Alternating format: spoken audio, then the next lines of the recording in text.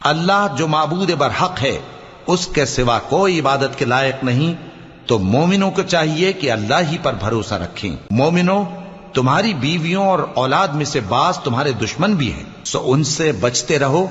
और अगर मुआफ कर दो और दरगुजर करो और बख्श दो तो अल्लाह भी बख्शने वाला है, मेहरबान है। तुम्हारा माल और तुम्हारी औलाद तो आजमाइश है और अल्लाह के यहां बड़ा अजर है। सो जहां तक हो सके अल्लाह से डरो और उसके अहकाम को सुनो और उसके फरमाबरदार रहो और उसकी राह में खर्च करो, ये तुम्हारे हक में बेहतर है। जो शख्स तबीयत के बुख्ल से बचाया गया तो ऐसे ही लोग राह पाने वाले हैं।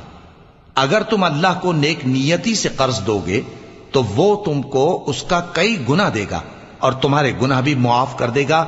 और अल्लाह कद्र शनास है, बुर्दबार है, पोशीदा और जाहिर का जानने वाला है, गालिब है, हिकमत वाला है।